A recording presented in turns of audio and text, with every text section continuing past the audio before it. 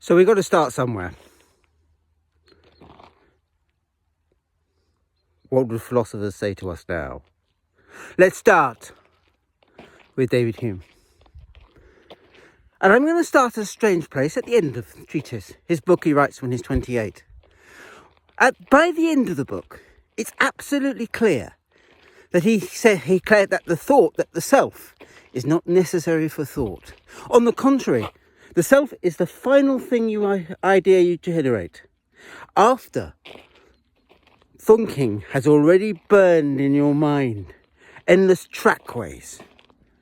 We would say, I suppose, neural nets. Neural nets then that define who you are through your passions, through your experience, through your ability to associate one thought with the other, through the great principles. The self then is an afterthought.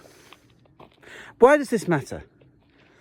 Well, Hume is saying something deep here. He's saying that thought is based not on some acts of I think, therefore I am, or I perceive, therefore I am. No. It's much more unconscious, I suppose, than that.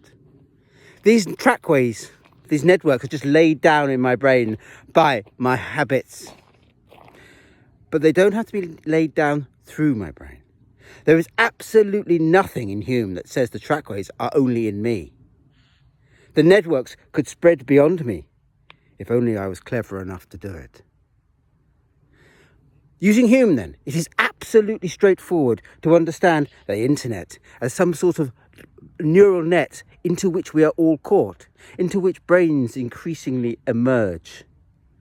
So that who they are coming at the end of the process is already caught up in processes beyond themselves, in all those strange journeys, in the networks that belie any simple human understanding. There's a car coming, we're going to get a bit of barking. Oh, it's a van. That's the first point. Going backwards in my backwards reading, Hume has two great suggestions for where such networks come from. The first suggestion he makes in the first book, and even more in the second, they come through human interaction. I am very likely to believe something if I believe you believe it. And if you believe that I believe that you believe it, we're likely to burn the trackway deeper and deeper and deeper. Great complex social construct ideas then are made not just because many people accept them, but also because they excite passions. And each time the passion I feel the passion.